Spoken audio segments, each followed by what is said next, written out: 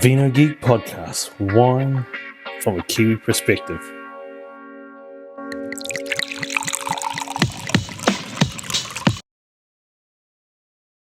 Wine isn't just an alcoholic beverage, it's a sensory experience. It's something that your body, all your senses interact with and play with and have fun with. It's supposed to be something fun. It's supposed to be something enjoyed. It's not just an alcoholic beverage. It is an experience. This is what we're talking about today. Changing that mindset around wine. Wine has been lumped in with all other alcohol as if it's a bad thing, it's an evil, when it really isn't. It isn't just an alcoholic beverage. Well, true wine isn't just an alcoholic beverage. There is wines out there that are just made for consumption, made to hit the market and at what they want. Sorry, just something floating around there.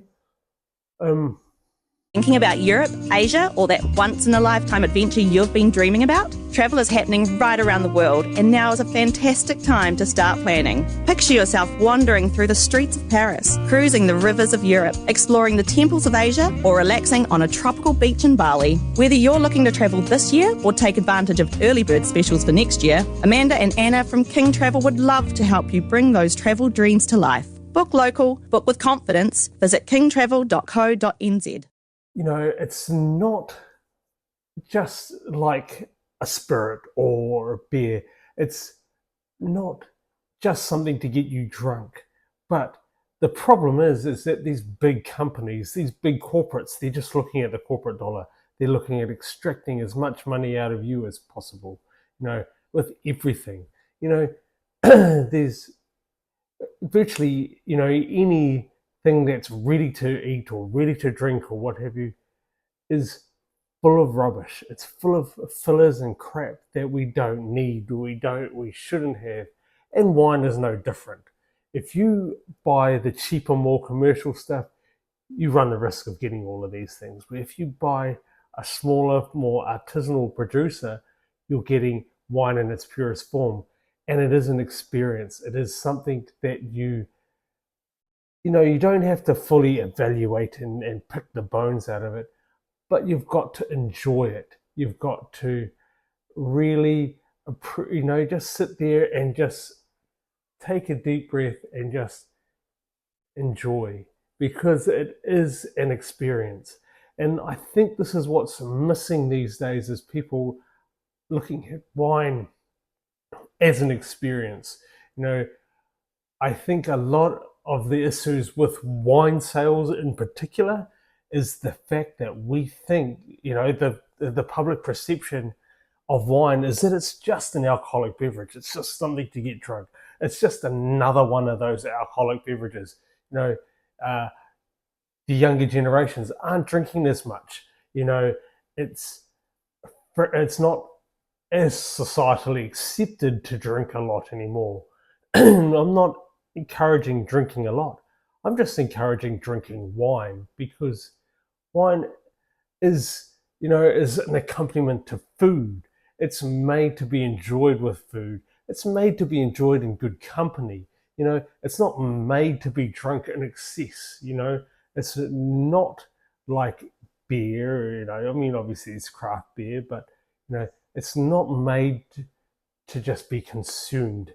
And we as a society in New Zealand, generally speaking, as well as the world, wine has been lumped in with all other alcohol as something that doesn't need to be appreciated, and enjoyed and experienced.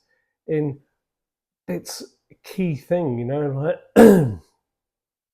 as I said, you don't have to fully pick the bones out of wines, but just enjoy it and just appreciate every layer of the wine. I think, me personally, when you do that, you don't have to, as I said, you don't have to analyze every little thing, but take into account the color, the aroma, the way it tastes, the way it feels on the palate.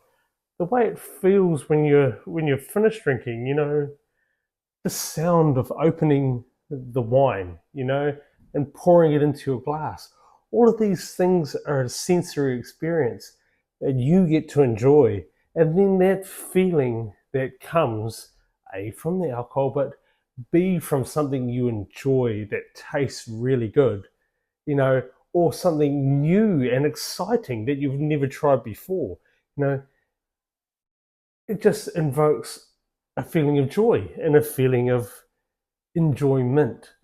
And this is a key thing that I think is missing for us as a society when it comes to drinking, is that we lump everything together instead of putting wine to the side.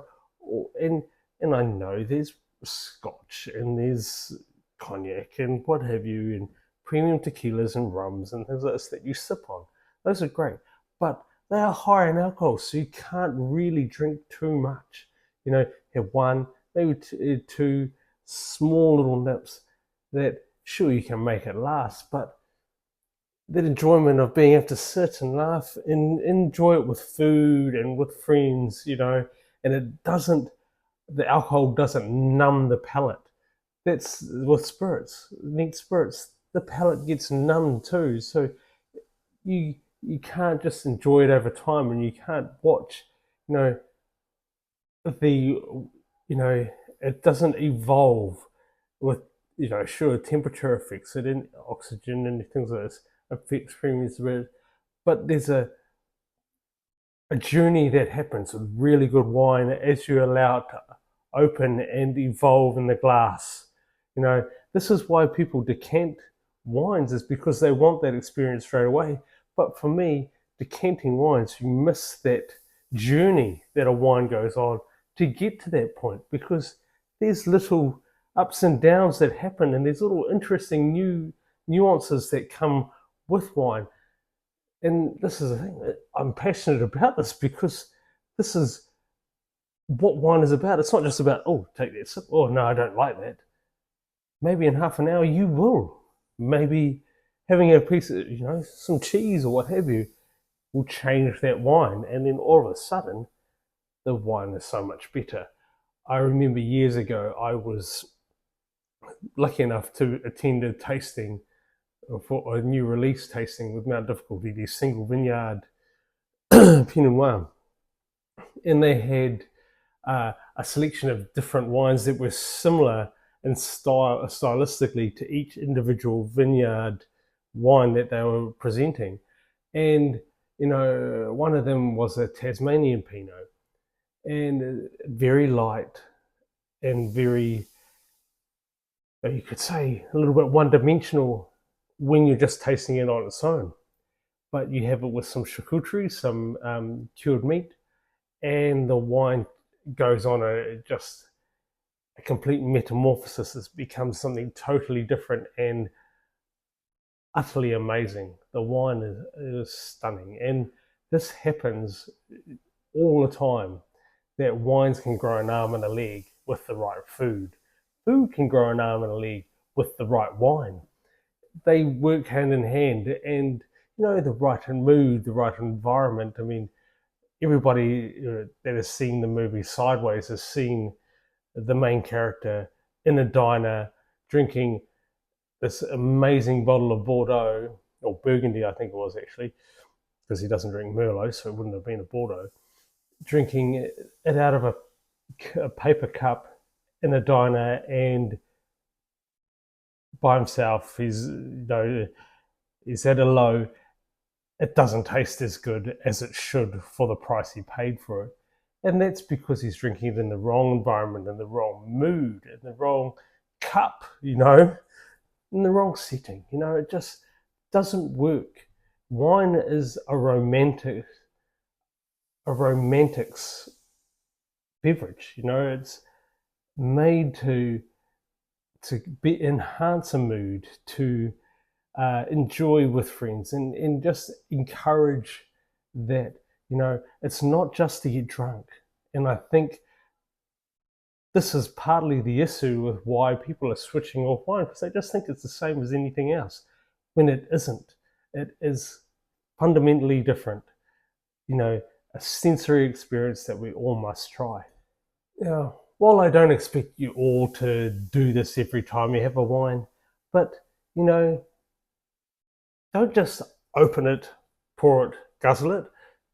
Just take the time, give it some time, take your time, be in the moment when you open a bottle of wine, enjoy that process, whether it's a screw cap or whether it's a cork, just take your time and just appreciate that second or two that it took you to open that wine, and the sound and everything. Then pour it into your glass and look at the color, listen to how it's falling into the glass, allow and just look at the color and just look at the saturation. Is it light? Is it dark? Is it deep? Is it, what does it say to you? What does it invoke? I mean, James Milton, who set up Milton Wines, who's no longer there, he's now a consultant down in Marlborough. But one thing he kept banging on about in Salador, if children came in, he would ask them, what color is the wine? A simple thing like that. Oh, sorry, not what color is the wine.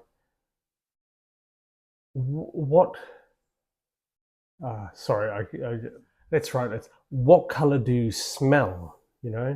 So you'd let them smell the wine, and what color can they smell? Is it yellow? Is it green? Is it orange? We, as drinkers, don't do that. We don't take that second or two, just go, oh yeah, what does it smell like? What color does it smell? Or just, what does it smell like? What does it look like? A simple thing like that. As I said, you don't have to analyze it to the nth degree. Just take that moment or two to allow that the color in the glass to register with you. Then smell the wine. Give it a good swirl. And the reason why they swirl the wine, the reason why they may cup the bowl or not cup the bowl. So cupping will warm the wine up. Holding it by the stem will not warm the wine up. So if the wine is at the right temperature, it shouldn't need that. If the wine's a bit cold, obviously you need to cup it. Swirling it encourages the particles in the wine to move and to generate heat and also the aroma compounds to come out. So that's why people do that. It's not to be wanky. It's not to look like they know what they're doing. There's a legitimate reason to doing it. And so you get the most out of your sniff. When you sniff it, you can capture the most, as much as you can. And it might take you 3 times to really smell the wine, but just do it. Just take that time to do it, because that's where most of your taste comes in. You register the aromas, and then when you do drink it, you can taste more. And again, it's all about that experience. It's all about giving yourself that experience, allowing yourself to have that romance with the wine, to really fully immerse yourself and enjoy the wine. Once you've done that, then you taste it and just allow the wine to fill all parts of your mouth. Move it around and feel it in each part and how it interacts with your palate. I mean, one thing that working in cellars really taught me was not necessarily what to taste, like what the flavors are. It's about how the balance is in the wine, how it interacts with the palate. That's why I often talk about mature acidity, that ripe acidity, that, the acidity is present and it's there, but it's not jarring. It's just in harmony with everything else. And that, for me, is a sign of a really well-made wine, is when the wine is in harmony in your mouth and there's nothing out of order. Everything, you can notice all the components of the wine, and that's a key thing. You want complexity, but you don't want them to be at odds with each other. You want them to still be in harmony while having that difference and layers to it. And so that's what you're doing. You're just experiencing that. And then when you swallow, you're feeling the wine move to the back of your palate. And hopefully you also get a crescendo on the finish, that it lifts again and you get another sensory experience as it leaves your mouth and goes down your throat. It's a full experience. And this is why when I review or other reviewers review the wines, we talk about all these aspects, because that's all part of drinking wine. It's all part of enjoying wine and just experiencing what that wine is. And in order to get the full experience of a wine, you need to do that. It's not just guzzling like a vodka lemonade or what have you. It's not just like a Heineken or whatever, that you're just drinking to quench your thirst. There is a difference with wine, and that's why wine is unique and special, and why we need to stop this whole lumping wine in with other alcohol, because it's different. It needs to be experienced differently. It needs to be enjoyed differently, because once you've done that, have it with some food and see how it interacts as well, and how it changes and how it really moves and manipulates the palate. I mean, recently we at Lionel's have married up the Lionel's tiramisu with a wine. Now, by itself, the wine has mixed reviews with the staff, but you put the two together and it is heavenly. It is really special. And it's so amazing, because it wasn't my first choice. I will have my gut instincts about what would go with a certain dish, and I figured that the Madeira that we have at work would go best with the wine, because it's close to masala, which you sort of have a masala or a grappa with tiramisu. It's quite traditional. But the addition of the white chocolate sort of shifted it away from a traditional tiramisu flavor, and so it didn't quite work with the Madeira. And I thought, well, something a little bit fruitier would work. And the white porter is a little bit fruitier that we pair with it, and it is perfect. And so that's the thing, like, the wine itself is mixed, has mixed opinions with the staff, but with the dessert, their eyes were popping out of their head once they got it all together, and they're like, what is this? This is stunning. It's beautiful. And, that's obviously what is done at Lionel's. We want to give that little bit extra elevated experience. But by the by, you can do that at home, and it doesn't necessarily mean it's the best match, but as long as it works, it's great. And so, again, it's all about experiencing this. And I think the more people that experience the wine the way people that love wine experience it, the more will drink it. And so I think myself and others like me need to encourage you to drink more and drink it in this way. So, yeah. I mean, after the break, we'll have our wine of the week, and then, wrap things up. Thinking about Europe, Asia, or that once-in-a-lifetime adventure you've been dreaming about? Travel is happening right around the world, and now is a fantastic time to start planning. Picture yourself wandering through the streets of Paris, cruising the rivers of Europe, exploring the temples of Asia, or relaxing on a tropical beach in Bali. Whether you're looking to travel this year or take advantage of early bird specials for next year, Amanda and Anna from King Travel would love to help you bring those travel dreams to life. Book local, book with confidence. Visit kingtravel.co.nz. Okay, now the wine of the week.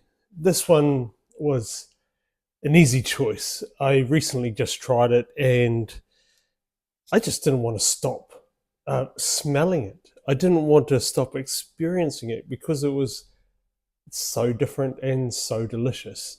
It is the Pyramid Valley orange wine. Now,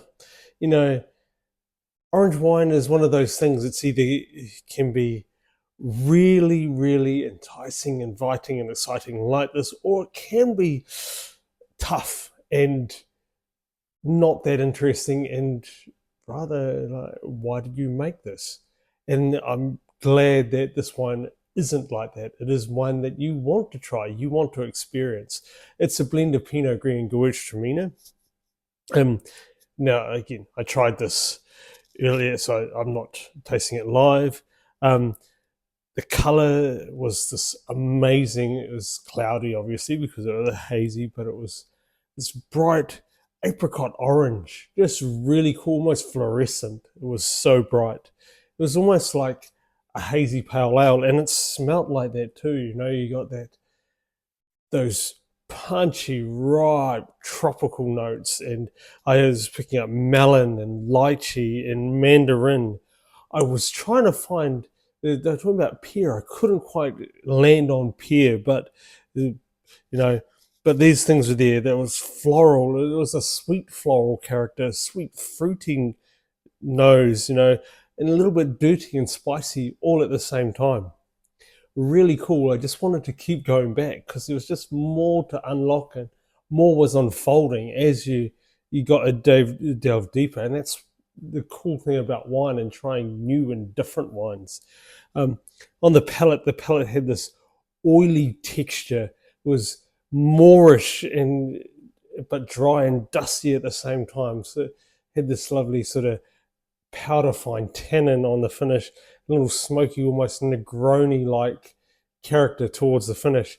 And the front was just, the fruit wasn't there anymore. The fruit had gone and moved. Everything moved to the back. It was a really cool experience, really something that just, how do you explain it? Just such a delicious, delicious wine, and something that I would love to put on at Lionel's to match with the karaage chicken, the buttermilk karaage chicken with the paprika aioli and honey glaze. It's a very simple dish compared to this very complex wine, but the way it would unfold and develop and envelop the dish would be really cool to see how it plays off it. A really cool wine, cool dish, cool everything. Love it. As far as the score goes, 94 out of 100. Easily a stellar orange wine, well worth hunting out and sourcing if you want to try something different and original. Okay, yeah, so that's the episode, and yeah, I just hope you get out and enjoy wine that way. Next wine you have, just take the time and really appreciate what you've got, because it's not just a bottle of wine. It's not just something to get drunk. It's not just something to help you relax. It's supposed to be an experience. It's supposed to be something to be enjoyed and to be shared and to be loved, Yeah. So thank you as always for joining us. Sante. Bara.